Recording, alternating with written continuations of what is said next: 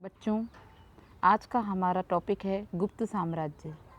एक महत्वपूर्ण साम्राज्य के बारे में हम अध्ययन करने जा रहे हैं। इससे पूर्व ये साम्राज्य जो है वो कक्षा 6 के अंतर्गत आपने पढ़ा होगा। कक्षा 6 में गुप्त साम्राज्य के बारे में आया हुआ है और गुप्त साम्राज्य जो है इसका समय 250 से 550 ईसा तक है। ठीक है, आपको पूर्व ज्ञान होगा कि इसके अंतर्गत जैसे चंद्रगुप्त प्रथम, समुद्रगुप्त का नाम आपने सुन रखा होगा, चंद्रगुप्त द्वितीय, विक्रमादित्य का नाम आपने सुन रखा होगा। ऐसे महान महान राजा इस गुप्त साम्राज्य में आए और उन्होंने अपनी शक्ति और सत्ता का विस्तार किया। ठीक है, तो हम इस साम्राज्य के बारे में पढ़ेंगे। दूसरी बात कि गुप्त वंश जो है, गुप्त साम्राज्य जो है, इस समय कोई युद्ध की स्थिति नहीं है, तो राजा लोगों ने जो है अपने अपने समय में चांदी के, सोने के सिक्के बनाए, चांदी और सोने के सिक्के चलाए और उस पर अपनी तस्वीर या अपना कोई यंत्र, इंस्ट्रूमेंट कुछ जो होता है ना, वो भी लगवाया। तो इनकी पहचान है, इस समय सोने के सिक्के चलाए गए हैं। ठीक है, आइए सबसे पहले हम पढ़ते हैं गुप्त साम्राज्य के बारे में। इस समय क्या स्थिति है बच्चों कि उत्तर भारत में कुषाण वंश था और कुषाणों का राजा था कनिष्क। ठीक है, आप इसके बारे में भी पढ़ेंगे, कनिष्क के बारे में भी। फिलहाल देखिए कि कुषाण सत्ता जो थी वो 230 के लगभग समाप्त हो गई थी, कुषाणों की सत्ता। फिर बीच में एक और भूभाग जो था वो शक जाति के लोग हैं, शक मुरंडे हैं। उन शक लोगों का समय कुषाणों के बाद आया और जो शक जाति के लोग हैं, मुरंडे लोग हैं, उन्होंने 250 ईस्वी तक शासन किया और 250 ईस्वी के बाद 275 ईस्वी के अंदर आया है आपका गुप्त साम्राज्य का समय। अस्तित्व में आया ये 275 ईस्वी के अंदर। सबसे इम्पोर्टेंट देखिए आप, इस वंश का संस्थापक कौन है? तो गुप्त साम्राज्य में गुप्त वंश का साम्राज्य है श्रीगुप्त। कौन है? श्रीगुप्त। ठीक है, इसके बाद समुद्रगुप्त ने खुद को, समुद्रगुप्त बहुत इम्पोर्टेंट है एग्जाम की दृष्टि से, समुद्रगुप्त ने स्वयं को प्रयाग प्रशस्ति में, समुद्रगुप्त ने खुद को प्रयाग प्रशस्ति में अपने आप को, इसने क्या कहा है अपने आप को? समुद्रगुप्त ने बोला है कि मैं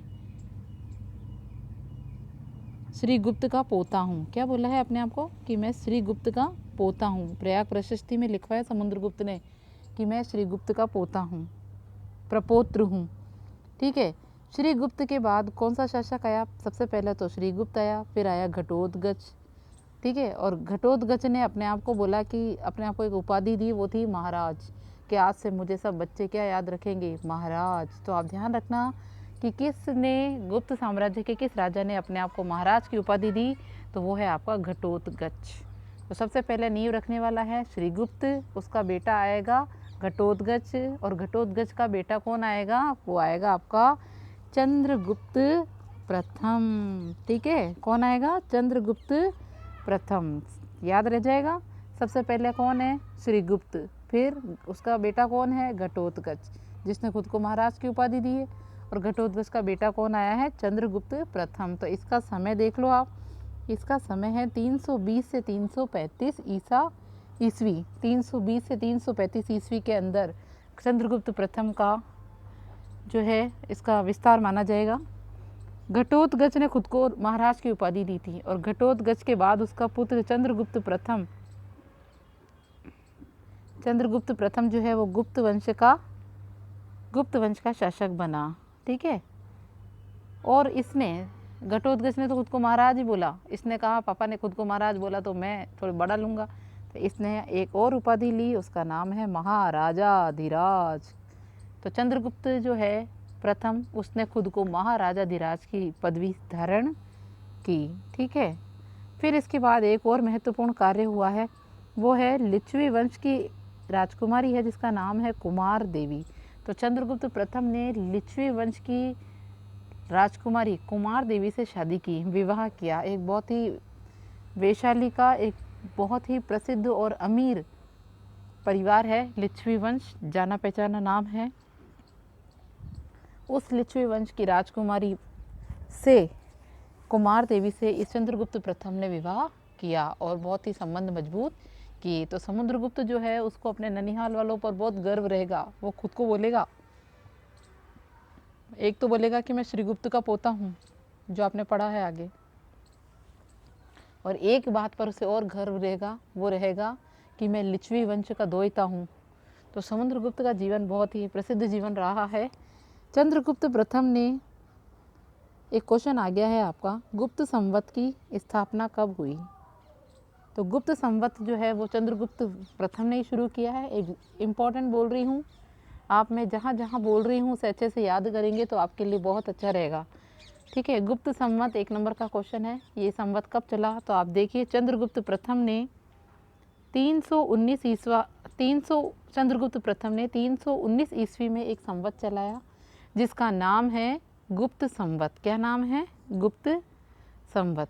ठीक है, चंद्रगुप्त प्रथम के बाद इसका बेटा यानी कि चंद्रगुप्त प्रथम और लिच्छवी वंश की राजकुमारी कुमार देवी दोनों से एक संतान हुई है जिसका नाम है समुद्रगुप्त प्रथम। तो श्रीगुप्त का तो ये पोता है और लिच्छवी वंशियों का ये दोहिता है, तो इसे अपने आप पर बहुत गर्व है और उतना ही ये महान राजा बनकर सामने आएगा। सबसे पहले देखिए समुद्रगुप्त, इसका समय है 335 ईस्वी से 380 ईस्वी तक के बीच का समय समुद्रगुप्त का माना जाता है।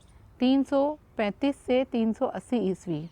चंद्रगुप्त प्रथम ने समुद्रगुप्त को अपना उत्तराधिकारी नियुक्त किया और समुद्रगुप्त उसका आदर्श था। क्या आदर्श था? बहुत महान राजा है और बहुत इंपॉर्टेंट है इसका योगदान इतिहास में, गुप्त साम्राज्य में इसका योगदान बहुत इंपॉर्टेंट है।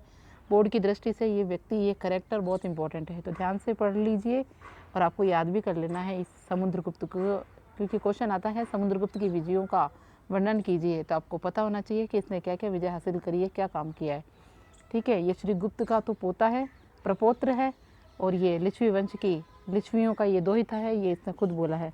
तो समुद्रगुप्त जो था, चंद्रगुप्त ने समुद्रगुप्त को अपना साम्राज्य सौंप दिया और समुद्रगुप्त का आदर्श था दिग्विजय और एकीकरण।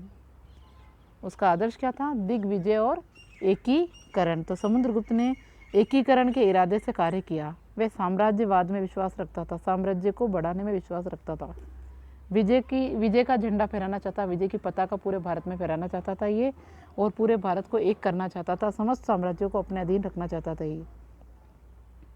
उसके दरबारी कवि, अच्छा, समुद्रगुप्त के दरबार में एक कवि है जिसका नाम है हरिसेन, और ये हरिसेन ही एक किताब लिखेगा जिसका नाम है प्रयाग प्रशस्ति। आपने पढ़ा है इससे पूर्व भी प्रयाग प्रशस्ति का नाम।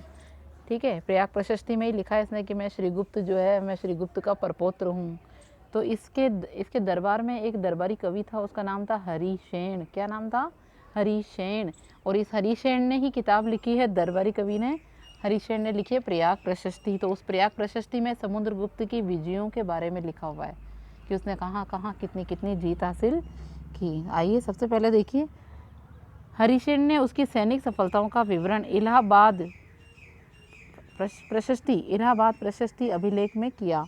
इलाहाबाद प्रशस्ति का दूसरा नाम प्रयाग प्रशस्ति है, कंफ्यूज नहीं होना है। ठीक है, ये अभिलेख उसी स्तंभ पर उत्कीर्ण है जिस पर अशोक का अभिलेख उत्कीर्ण है। सम्राट अशोक ने, हमने अशोक जो पढ़ा मौर्य वंश के समय, तो सम्राट अशोक ने भी इसी प्रयाग प्रशस्ति पर 7 लाइनें लिखवाई अपनी विजयों की। उसी खंबे पर, उसी स्तंभ पर समुद्रगुप्त का भी एक महत्वपूर्ण विजयों के बारे में उसी स्तंभ, उसी खंबे पर लिखा हुआ है समुद्रगुप्त की विजय भी। तो इलाहाबाद प्रशस्ति और प्रयाग प्रशस्ति एक ही है, ध्यान रखिए। तो जिस खंबे पर सम्राट अशोक के अभिलेख लिखे हुए हैं उसी खंबे पर समुद्रगुप्त की भी विजय का उल्लेख लिखा हुआ है। उसके बाद जीते क्षेत्र को 5 समूहों में बांटा जा सकता है। समुद्रगुप्त ने जो क्षेत्र जीते हैं उनको 5 समूहों में बांटा गया। सबसे पहले गंगा यमुना दोआब के राज्य। ठीक है, गंगा यमुना दोआब के राज्य, पूर्वी हिमालय के राज्य, पूर्वी विंध्य क्षेत्र के आठविक राज्य, पूर्वी दक्कन और दक्षिण भारत के राज्य, शक और कुषाण राज्य। ठीक है, वापस सुन लीजिए, गंगा यमुना दोआब के राज्य, पूर्वी हिमालय के राज्य, पूर्वी विंध्य क्षेत्र के आठविक राज्य, पूर्वी दक्कन यानी दक्षिण भारत जो है उसके राज्य, शक और कुषाण राज्य। तो कुषाण तो उत्तर में थे, शक नीचे महाराष्ट्र में थे, दक्षिण भारत का इलाका, पूर्वी हिमालय का इलाका और गंगा यमुना के मैदान के बीच का जो रास्ता है, इन 5 क्षेत्र में कुल मिलाकर पूरे भारत पर इसने अपने विजय का पताका फैलाई है। इलाहाबाद प्रशस्ति में क्या लिखा हुआ है, जो कि हरिशेन इसका दरबारी कवि है उसी ने लिखी है इसमें। तो इलाहाबाद प्रशस्ति में लिखा हुआ है, क्या लिखा हुआ है कि वह कभी भी युद्ध में नहीं हारा था, उसने कोई युद्ध नहीं हारा, वो सभी युद्ध दिग्विजय की नीति लेकर चल रहा था, वो सभी युद्ध जीता था। ठीक है। समुद्रगुप्त के पास एक शक्तिशाली नौसेना थी जिससे वह विदेशों से संबंध सुदृढ़ कर सका। समुद्रगुप्त ने भी अश्वमेध यज्ञ किया, आपने शुरू में पढ़ा है, लेकिन इसका यज्ञ ज़्यादा इम्पोर्टेंट है। समुद्रगुप्त ने अश्वमेध यज्ञ तो किया, इससे पहले भी हमने कई राजाओं के बारे में पढ़ा है जिन्होंने यज्ञ किया, लेकिन समुद्रगुप्त ने अश्वमेध यज्ञ किया और उसे सिक्के चलाए और उन सिक्कों पर लिखवाया, क्या लिखवाया, सिक्कों पर लिखवाया अश्वमेध पराक्रम। क्या लिखाया, अश्वमेध पराक्रम। अश्वमेध यज्ञ करवाया और उस यज्ञ की पहचान के लिए सिक्के जारी किए और सिक्कों पर अश्वमेध पराक्रम लिखवाया।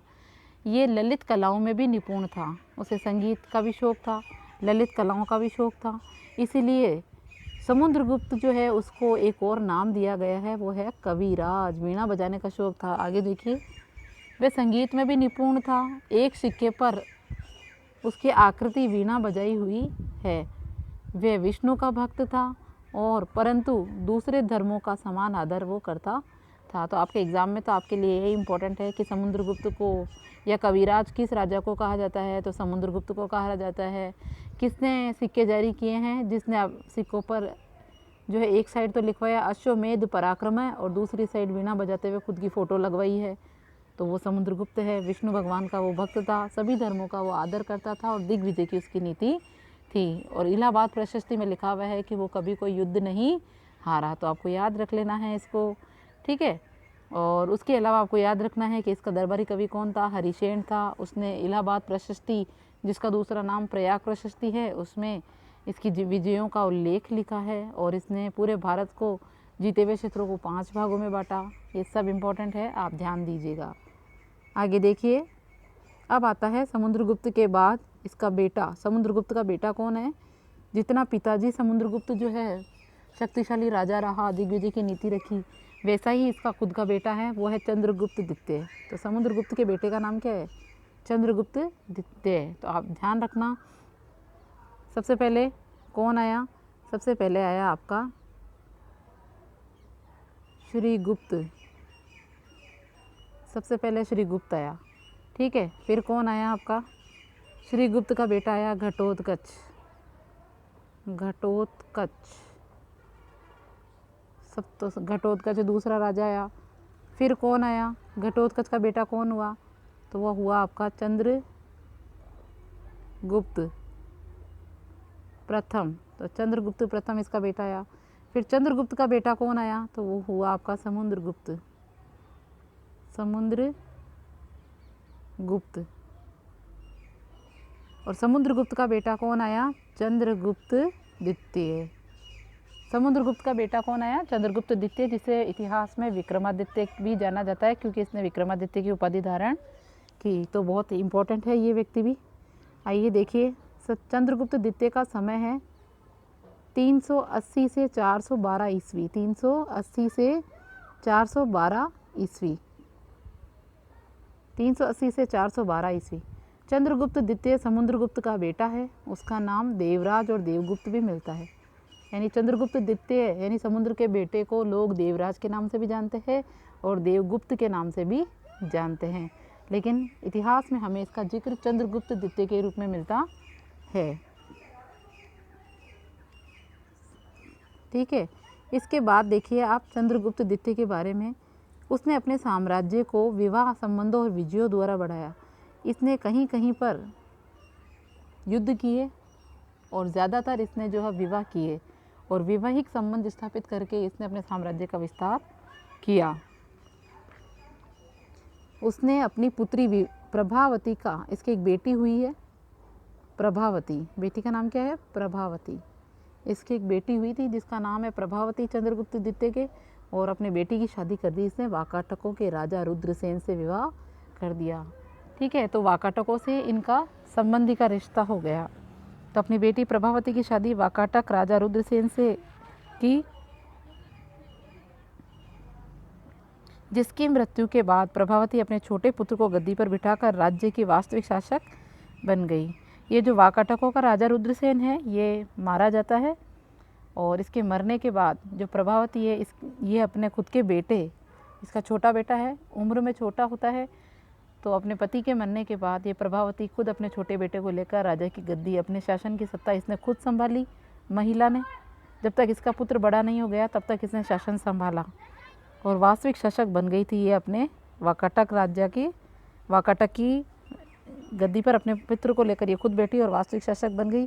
चंद्रगुप्त द्वितीय ने पश्चिमी मालवा गुजरात को जीता, ठीक है, पश्चिमी मालवा और गुजरात को भी जीता। उज्जैन को उसने अपने द्वितीय राज ने, चंद्रगुप्त द्वितीय जो था एक महान राजा है और इसने अपनी उज्जैन को इसने अपनी राजधानी बनाया है, दूसरी राजधानी, ठीक है। चंद्रगुप्त द्वितीय ने उज्जैन को अपनी राजधानी बनाया। शक विजय के बाद अब आपका क्वेश्चन यही है कि चंद्रगुप्त द्वितीय को विक्रमादित्य क्यों कहा जाता है? क्योंकि इसने शकों पर विजय हासिल की थी, ये इम्पोर्टेंट है। ये एकमात्र ऐसा राजा है जो अपने आप को शकों पर विजय प्राप्त करने के लिए अपने आप को विक्रमादित्य कहता है, तो आपको ध्यान रखना है। और किसी राजा का नाम यहाँ इम्पोर्टेंट नहीं आया है, इसी का नाम इम्पोर्टेंट है कि विक्रमादित्य की उपाधि इसने क्यों धारण करी, क्योंकि इसने शकों पर जीत हासिल की, ठीक है,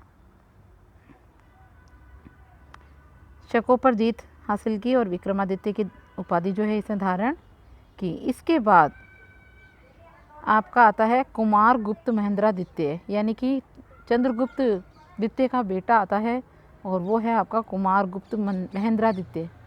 कुमार गुप्त महेंद्रादित्य, इसका समय है 414 से 455, क्या है 414 से 455। तो देखिए क्या लिखा है, चंद्रगुप्त द्वितीय के बाद उसका पुत्र आता है कुमार गुप्त महेंद्रादित्य और कुमार गुप्त शासक बना। कुमार गुप्त को, अब आपका एग्ज़ाम का क्वेश्चन आ गया, नालंदा विश्वविद्यालय के संस्थापक का नाम बताइए। एक नंबर का क्वेश्चन है कि नालंदा विश्वविद्यालय का संस्थापक किसे माना जाता है? तो नालंदा विश्वविद्यालय का संस्थापक माना जाता है आपके किसको? चंद्रगुप्त विक्रमादित्य या चंद्रगुप्त द्वितीय के पुत्र कुमार गुप्त को। यह डायरेक्ट याद करना, नालंदा विश्वविद्यालय का संस्थापक कुमार गुप्त को माना गया है। और इस कुमार गुप्त ने उसका सारा साम्राज्य जो है वो है सौराष्ट्र से लेकर, सौराष्ट्र क्या होता है? सौराष्ट्र है आपका गुजरात, तो सौराष्ट्र से लेकर बंगाल तक जो है कुमार गुप्त महेंद्रादित्य का शासन माना गया। अपने राज्य के अंतिम दिनों में उसे पुष्यमित्र के विद्रोह का सामना करना पड़ा, यानी कि इसके समय जब ये राजा था कुमार गुप्त, तो इस अपने राज्य के अंतिम दिनों में इसके साम्राज्य पर, कुमार गुप्त महेंद्रादित्य के साम्राज्य पर पुष्यमित्र शुंग जो था, उस पुष्यमित्र ने जो है इसके ऊपर हमला कर दिया। इसके बाद कुमार गुप्त महेंद्रादित्य का बेटा आता है और बहुत ही इम्पोर्टेंट आदमी है, ठीक है, स्कंदगुप्त। ये स्कंदगुप्त जो है ये इसका समय है 455 से 467, 455 से 467, लेकिन इसने बहुत महत्वपूर्ण कार्य किए हैं और आपके लिए क्वेश्चन तैयार करवाया है एग्ज़ाम के लिए। तो देखो, स्कंदगुप्त जो है वो ज्येष्ठ पुत्र नहीं था, कुमार गुप्त महेंद्रादित्य का ज्येष्ठ पुत्र नहीं था, छोटा पुत्र था, लेकिन ज्येष्ठ पुत्र नहीं होते हुए भी ये राज्य का उत्तराधिकारी बना क्योंकि इसमें योग्यता थी शासन को चलाने की। एक अभिलेख मिलता है, क्या अभिलेख मिलता है? जूनागढ़ का अभिलेख, बहुत इंपॉर्टेंट है, 1 नंबर का क्वेश्चन आपका यहीं पर ही बनता है, ठीक है। जूनागढ़ अभिलेख से क्या पता चलता है? ये स्कंदगुप्त का अभिलेख है। जूनागढ़ अभिलेख से पता चलता है कि स्कंदगुप्त ने मौर्यों द्वारा, मौर्य कौन? चंद्रगुप्त मौर्य, तो चंद्रगुप्त मौर्य ने जो है एक सुदर्शन झील का निर्माण करवाया था। चंद्रगुप्त मौर्य ने, ध्यान से सुन लेना, यही आपका क्वेश्चन है और इसके 2 जने जवाब देंगे। चंद्रगुप्त मौर्य ने पानी की कमी को देखते हुए, अकाल की स्थिति को देखते हुए एक झील बनाई थी, उस झील का नाम है सुदर्शन झील। और वो सुदर्शन झील जो है वो चंद्रगुप्त मौर्य ने बनवाई। तो मौर्य द्वारा बनाई हुई सुदर्शन झील जो है वो टूट फूट गई थी और उस टूटी फूटी झील का फिर से निर्माण कराया, पुनरुद्धार कराया, जीर्णोद्धार कराया। तो वो जीर्णोद्धार किसने कराया? इस स्कंदगुप्त ने कराया। तो यही आपका क्वेश्चन है कि हमें ये बात कहाँ से पता चलती है कि स्कंदगुप्त ने जो है सुदर्शन झील का फिर से जीर्णोद्धार करवाया जनता के लिए। तो वो हमें पता चलता है आपके जूनागढ़ अभिलेख से। किससे पता चलता है? जूनागढ़ अभिलेख से पता चलता है, ठीक है। ये आप नक्शा देखिए एक बार, सबसे पहले देखिए ये रहा आपका गुजरात, ठीक है, फिर माल्या, फिर आपका मगध, महाजनपद पढ़ चुके हैं, पाटलिपुत्र जहाँ सम्राट अशोक की राजधानी थी, कलिंग जहाँ पर सम्राट अशोक ने जो है अपने राज्याभिषेक के 8वें वर्ष में 261 ईसा पूर्व युद्ध करा था, ठीक है, युद्ध किया था। फिर उसके बाद पल्लव आ गए आपके नीचे, तो ये पल्लव और चोल, और ये आपके लास्ट में कौन है, पांड्या। तो ये नाम आपके एग्ज़ाम में नक्शे में भरने के लिए आ सकते हैं, तो आप ध्यानपूर्वक इस नक्शे को देखिए। नीला रंग आप देख रहे हैं चंद्रगुप्त प्रथम का इलाका है, ये इलाका चंद्रगुप्त प्रथम का है, चंद्रगुप्त प्रथम का, मगध और पाटलिपुत्र, ठीक है।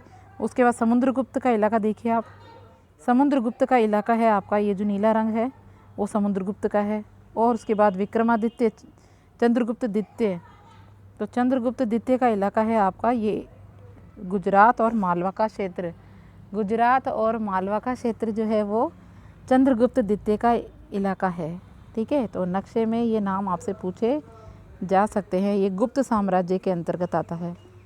फिर देखिए जीर्णोद्धार करवाया, उसके बाद जूनागढ़ अभिलेख में इस बात का उल्लेख है कि सिंहासन पर बैठने के